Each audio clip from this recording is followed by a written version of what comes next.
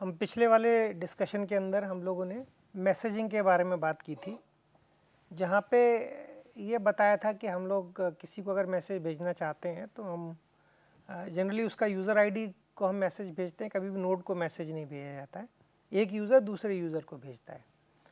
तो जब भी मेरे को किसी यूज़र आईडी को मैसेज भेजना है तो मेरे को उस यूज़र आईडी के लिए हैश वैल्यू को उसको एज ए की हम यूज़ करते हैं और मैं ढूंढता हूँ कौन कौन से नोड आईडी उस यूज़र आईडी से संबंधित हैं।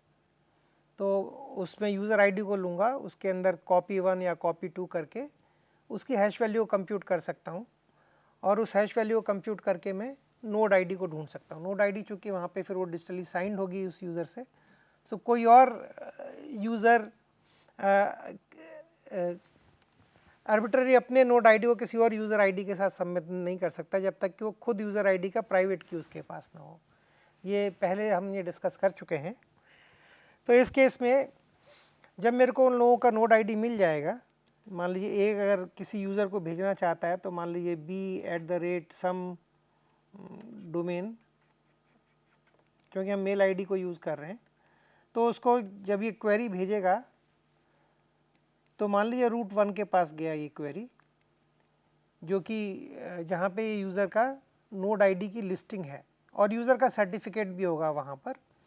तो वहाँ से मेरे को नोड आईडी मिल जाएंगे जो कि इस यूज़र के हैं। यहाँ पे b@domain यूज़र एक्चुअली इनको ओन करता है। तो मैं अब सीधे अगली बार मैं अपनी जो क्वेरी भेजूँगा इनका एड्रेस ढूंढने के लिए भेजूँगा, जो कि क्वेरी यहीं पे टर्मिनेट होगी और यहाँ से मेरे को एड्रेस वापस मिल जाएगा, आईपी एड्रेस या एंड पॉइंट एड्रेस जिसे हम कहते हैं। ठीक है, सो एंड पॉइंट एड्रेस का मतलब वो अगर नेट ट्रैवर्सल भी करना है तो रिले वगैरह वो सब भी इसमें मौजूद रहेगा। तो एक बार जब वो मिल गया तो ऐप सीधे इसको मैसेज भेजेगा, लेकिन उस मैसेज को सबसे पहले जो ये यूज़र है इसकी एक रैंडम की से ये लोग इसको एनक्रिप्ट करेंगे। ठीक है, तो ये मैसेज को रैंडम की से एनक्रिप्ट कर दिया। रैंडम की को इस यूज़र की पब्लिक की से करेंगे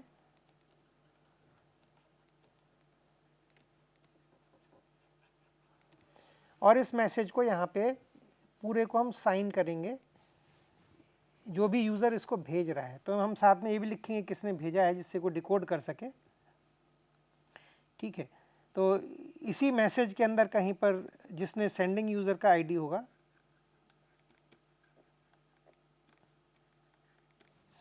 और यहाँ पे फिर सेंडिंग यूज़र आईडी से बी जो है इस यूज़र आईडी का सर्टिफिकेट को रिट्रीव कर सकता है अगेन क्वेरी करके और उसकी पब्लिक की पता कर सकता है और यहाँ पे जो सिग्नेचर है इसको वेरीफाई कर सकता है।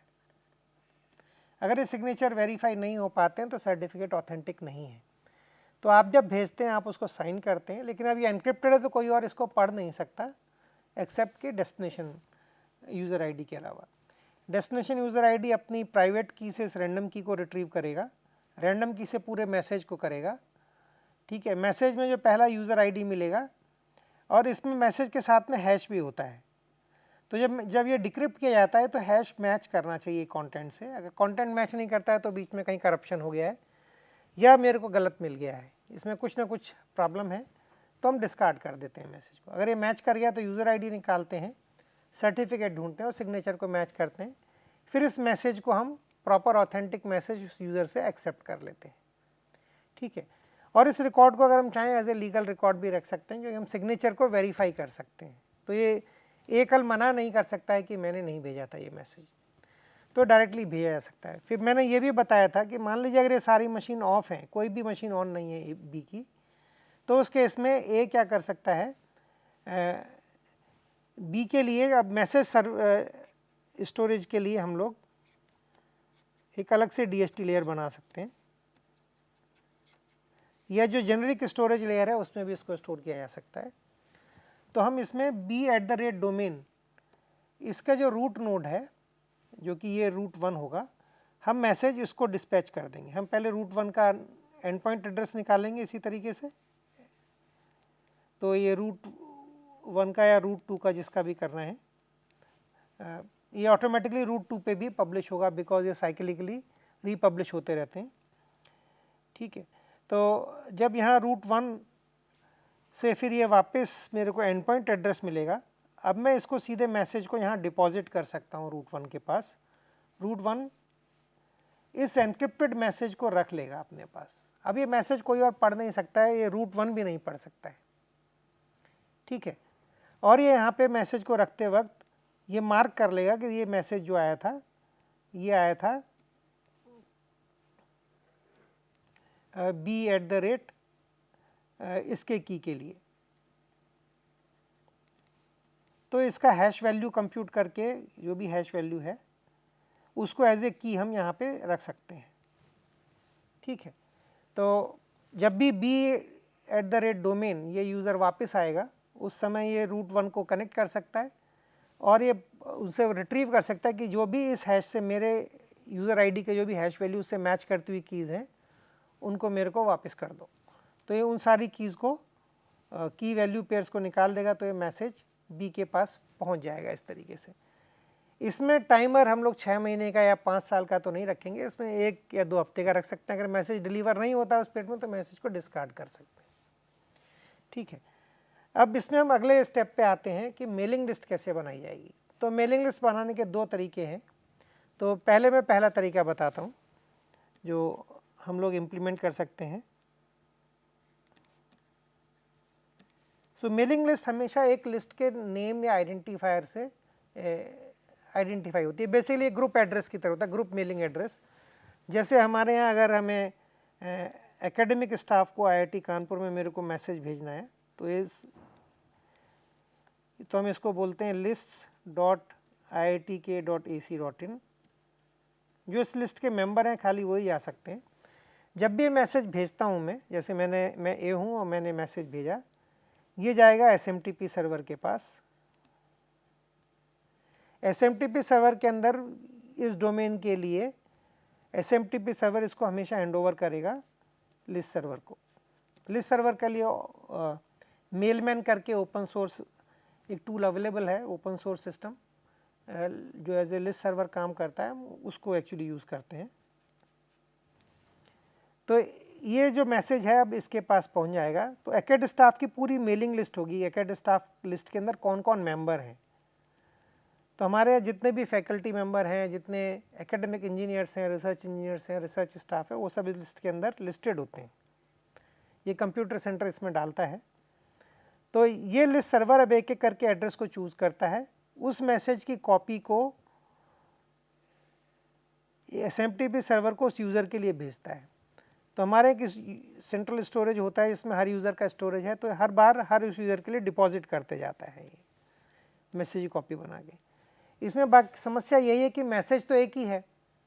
अब मेरे पास मान लीजिए जैसे हम ऑल को, जब हमारे यहाँ एक ऑल करके भी लिस्ट होती है, इसमें सारे स्टूडेंट सबको यहाँ अंदाजन 15,000 मेल ID होते हैं उसके अंदर, तो 15,000 बार मैसेज की कॉपी बनती है। इसमें एक ये चीज़ बड़ी प्रॉब्लमेटिक है, जबकि मैसेज तो एक ही है, तो एक ही कॉपी मेंटेन करते हैं और सबको उसका एक्सेस दे सकते हैं, ठीक है।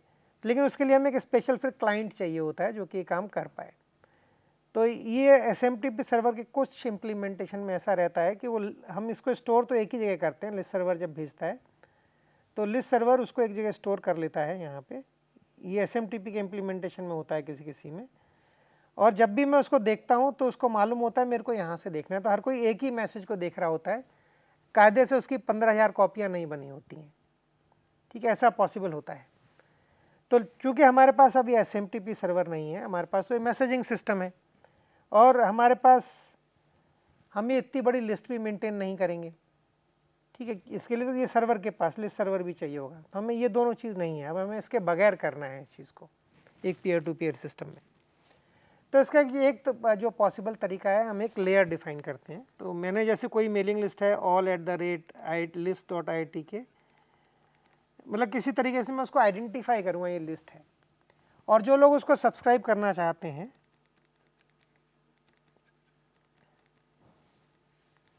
तो ये कोई इसका ओनर होगा। जैसे हमारे केस में ऑल का जो एडमिनिस्ट्रेटर है किसी भी मेलिंग लिस्ट का, वो उसका ओनर होता है, ठीक है। वो उस लोगों को उसमें ऐड कर सकता है और डिलीट कर सकता है। तो जनरली कंप्यूटर सेंटर में मैनुअली नहीं किया जाता है, हम लोगों ने डिफाइन किया होता है ग्रुप्स, ऑटोमेटिकली एक स्क्रिप्ट उस ग्रुप की पूरे डाटा को उठा के मेलिंग लिस्ट में कॉपी कर देती है एक्सेस को। ये हर मिडनाइट पे होता है, हर आधी रात के समय होगा ये। तो यहाँ पे हमें एक ओनर चाहिए होगा, तो मान लीजिए ए हमारा ओनर है। सो ए क्या करेगा, एक लेयर बनाएगा, DHT लेयर, ठीक है, डिस्ट्रीब्यूट हैश टेबल लेयर।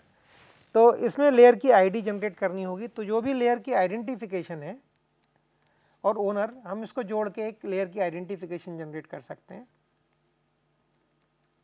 ठीक है। ये जनरली हैशिंग के थ्रू किया जाएगा। जितने भी private mailing, private DHT layers होती हैं वो हैशिंग के थ्रू जनरेट की जाएंगी। तो इसमें हम लोग ये डिस्क्रिप्टर डाल सकते हैं कि कौन सी मेलिंग लिस्ट की बात कर रहा हूँ, ठीक है, इसका ओनर कौन है ये डाल सकते हैं। हम इसमें कुछ एक रैंडम नंबर, इसको हम बोलते हैं सॉल्ट, ये इसको भी डाल सकते हैं। जनरली इसकी ज़रूरत, सॉल्ट ना भी हो तो काम करेगा, लेकिन कभी ऐसा हो जाए कि आपने हैश कंप्यूट किया और ये लेयर आईडी ऑलरेडी किसी और के पास है, तो उस समय फिर आपको अबॉर्ट करना पड़ेगा, नया सॉल्ट से दोबारा रजिस्टर करना पड़ेगा। तो एस के अंदर हमारे पास जाएगा बूटस्ट्रैप सर्वर पे, और बूटस्ट्रैप सर्वर पे बोलेगा कि ये लेयर आईडी के लिए अपनी एक राउटिंग टेबल पब्लिश करेगा, इसमें खाली ए मेंबर होगा। बूटस्ट्रैप एक स्पेशल नोड है, जैसे मैंने पहले बताया था कि ये जब भी लेयर इस पर पब्लिश होती है ये उसका लीफ नोड बन जाता है, ठीक है। तो ये उसको कभी भी उसका कोर नोड नहीं होता है, लीफ नोड होता है। तो ये बेसिकली राउटिंग टेबल फैच कर सकता है पीरियोडिकली सारी लेयर से, जो उस लेयर के नोड्स हैं, और अपने लोकल राउटिंग टेबल को अपडेट कर सकता है अपने नोड आईडी के कॉरस्पॉन्डिंग, जो भी बेस्ट मैच होता है पीरियोडिकली। बट ये कभी भी अपनी राउटिंग टेबल को पब्लिश नहीं करता, ये खाली रिक्वेस्ट करता है राउटिंग टेबल, अगर ये लीफ नोड है। कोर नोड में चूँकि ये जो बेस लेयर है उसमें कोर नोड होता है, तो वहाँ पे पब्लिश भी करता है, सेंड भी करता है अपनी राउटिंग टेबल बेस लेयर की। तो ये लेयर आईडी क्रिएट हो गई, तो उस समय अगर ये लेयर आईडी ऑलरेडी एग्जिस्ट करती है तो बूटस्ट्रैप उसको बोल देगा तो ऑलरेडी एग्जिस्ट करती है, आप जब पब्लिश कर रहे हो फ्रेश फर्स्ट टाइम, तो आप सॉल्ट चेंज करके नया लेयर आईडी जनरेट करके फिर उससे दोबारा पब्लिश कर देते हो। इसके बाद ये सारे लोगों को बताएगा किसी और माध्यम से, चाहे वो मेल के थ्रू, चाहे वेबसाइट के थ्रू, या वर्बली या चिट्ठी लिख के, कि ये पर्टिकुलर लेयर आईडी को आप ज्वाइन कर सकते हो अगर आप इस मेलिंग लिस्ट को ज्वाइन करना चाहते हो।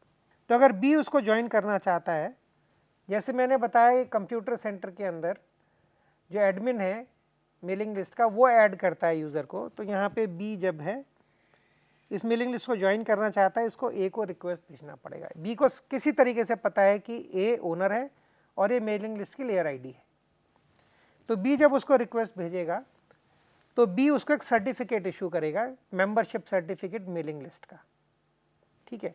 तो बेसिकली ये सर्टिफिकेट होगा इसके अंदर कि ये मेलिंग लिस्ट का डिस्क्रिप्शन है, ये इसकी लेयर आईडी है, ठीक है, और इस यूज़र की ये बी का यूज़र आईडी क्या है या बी का नोड आईडी, और उसके बाद यहाँ पे एक्चुअली नोड आईडी का इस्तेमाल कर सकते हैं हम लोग, या यूज़र आईडी भी कर सकते हैं, कोई दिक्कत नहीं है, लेकिन जनरली हम नोड आईडी करेंगे यहाँ पर, ठीक है।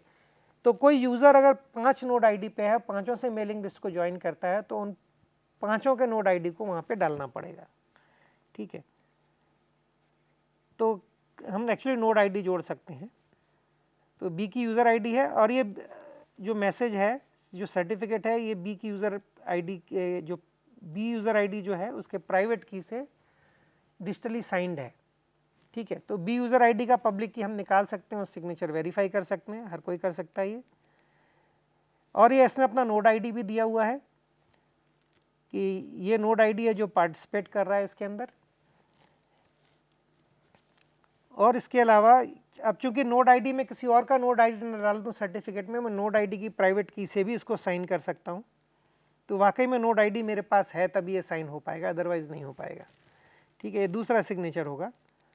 जब ये यहाँ पर जाएगा तो ए इसको साइन करेगा कि हाँ ये इसका मेंबर है, तो ए इसको डिजिटली साइन कर देगा, तो ए की प्राइवेट की से सिग्नेचर होंगे।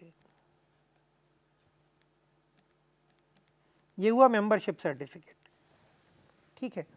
तो जब बी को ये मिल गया, अब बी जब क्या करेगा, बूटस्ट्रैप पे जाएगा। इनफैक्ट ए के पास जाता है तो ए से भी राउटिंग टेबल की कॉपी मांग सकता है, इसको बूटस्ट्रैप की ज़रूरत नहीं होती है। लेकिन ए मान लीजिए कभी डाउन हो जाए तो भी मेलिंग लिस्ट काम करती रहे, तो इसलिए इस सिस्टम की ज़रूरत है कि बूट स्ट्रैप पर रिकॉर्ड होना ही चाहिए हर लेयर का, और लेयर का डुप्लीकेट डिटेक्शन भी हो जाता है उसमें। तो ये जब वापस सर्टिफिकेट जब इसको मिल गया, अब ये कहीं नहीं चाहे तो ए से चाहे बूट स्ट्रैप से उस लेयर आईडी का राउटिंग टेबल की कॉपी को ले आएगा। अब ये राउटिंग टेबल कॉपी जब मैनेज करनी है तो रिक्वेस्ट आरटी और अपडेट आरटी को भेजना चालू करेगा। ठीक है, रिक्वेस्ट आरटी जनरली जब होता है जब हम लीफ नोड होते हैं, वरना आप अपडेट आरटी करते हो हमेशा।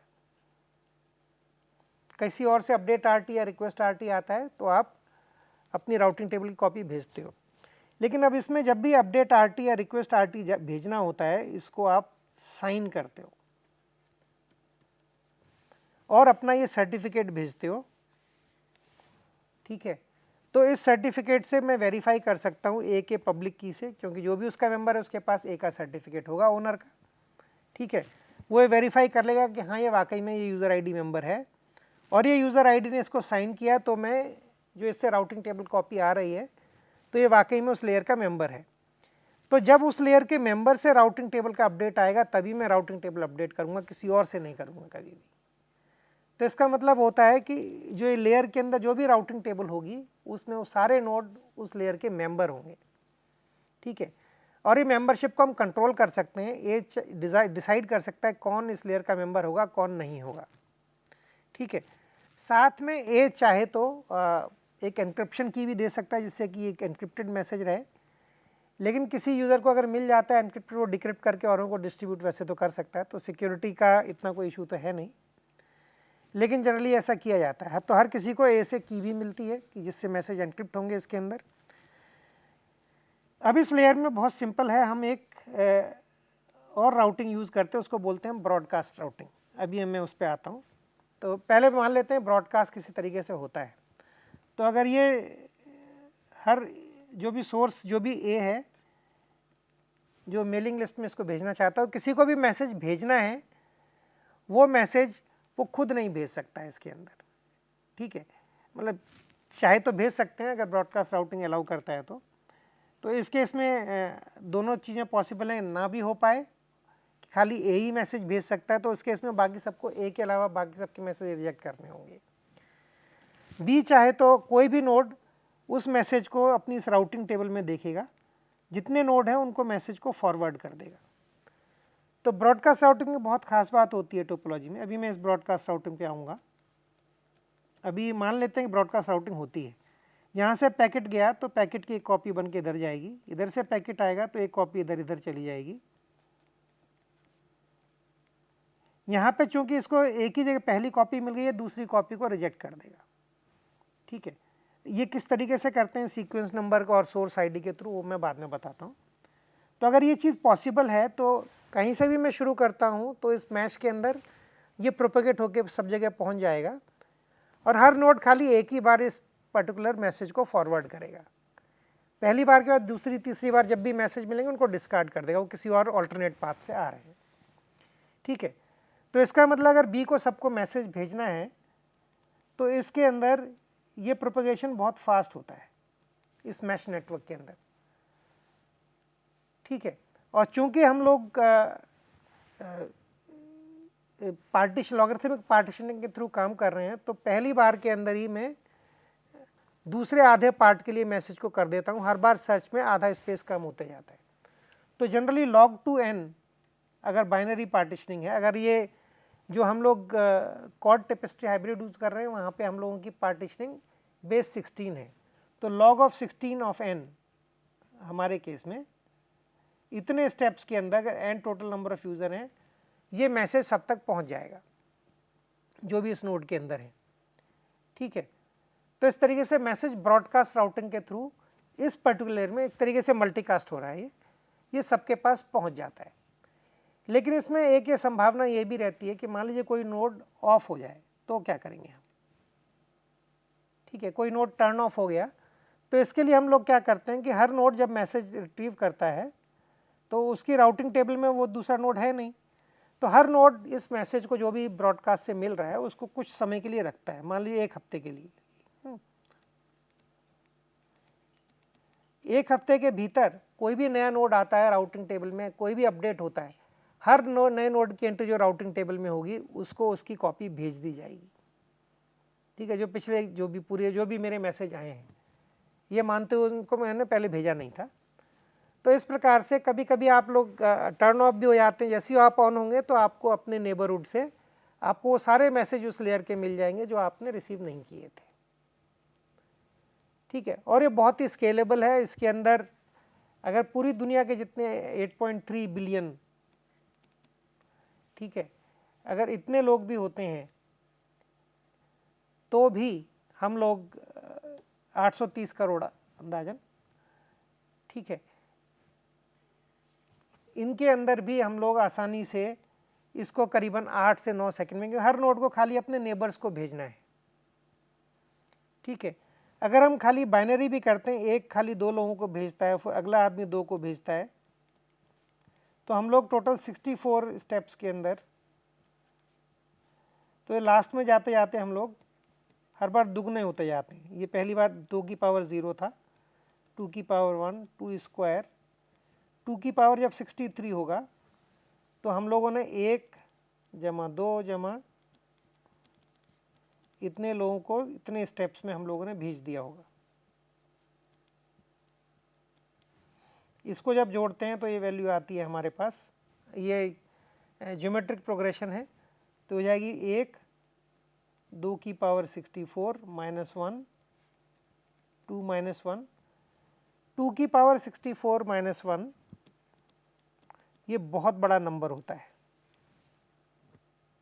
ठीक है, बहुत बड़ा नंबर होता है जब हम इसको करेंगे तो ये एक्चुअली हमारे 8.3 बिलियन से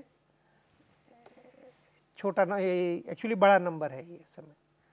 तो हम 63 स्टेप में हर किसी में मान लो 1.1 माइक्रो सेकेंड भी लगा मेरे को, तो हम 63 माइक्रो सेकेंड के अंदर हम सब लोगों को मैसेज भेज सकते हैं इसके अंदर। जबकि जो पुराना सिस्टम था, जो मैं पहले डिस्कस कर रहा था, इस पर्टिकुलर सिस्टम में हमें एक एक करके भेजना आता है। तो इन 15,000 लोगों को भी अगर मेरे को मेल भेजनी होती है, 15,000 कॉपी तैयार करनी होती हैं, तो उसके अंदर मेरे को करीबन कम से कम 1-2 घंटा तो लगेगा ही। यहाँ पे पुराने सिस्टम के अंदर अंदाजन 8 घंटे लगते थे पूरे मेल को सबको पहुँचने के लिए। ठीक है, और बार बार डुप्लीकेशन होता था। तो यहाँ पे पूरे हमने लोड को डिस्ट्रीब्यूट कर दिया। तो मेलिंग लिस्ट को हम इस तरीके से इम्प्लीमेंट कर सकते हैं। ठीक है, तो ये काफ़ी एफिशिएंट मेथड है। इसके अंदर चाहें तो एक और मेथड कर सकते हैं, हम पूरा ब्रॉडकास्ट नहीं करते हैं। हमने अगर ये राउटिंग टेबल क्रिएट कर ली, ये दूसरा मेथड है, लेयर यही यूज़ की जा सकती है। इसके अलावा हम लोग अगर चाहें तो इस लेयर में एक और राउटिंग टेबल, जिसे हम नेबर टेबल बोलते हैं, जो बाद में डिस्कस करूँगा, उसका भी इस्तेमाल किया जा सकता है। तो उससे टाइम और ज़्यादा कम हो जाएगा, क्योंकि इस केस में जो नेबर होते हैं, जो मेरे नेबर में एंट्री है वो हो सकता है अमेरिका, जर्मनी वगैरह उन देशों के अंदर हो। अगर टेबल ऐसी है जो कि कम से कम समय के ऊपर आधारित है, लॉगरिथमिक पार्टीशनिंग, नोड आईडी के लॉगरिथमिक पार्टीशनिंग के ऊपर आधारित नहीं है, तो मैं बहुत कम टाइम के अंदर, ये टाइम और कम हो जाएगा मेरा सबको ब्रॉडकास्ट करने के लिए। ठीक है, क्योंकि मैंने अभी वो round trip delay based, round trip time based जो डिले होता है उसके बेस पे आधारित राउटिंग टेबल के बारे में बात नहीं की है, तो अभी मैं वो नहीं बता रहा हूँ। तो इसका ऑल्टरनेटिव मेथड ये है कि जब ये लेयर बन गया तो हर किसी को, तो ये जो है एक पैकेट ब्रॉडकास्ट करता है अपने।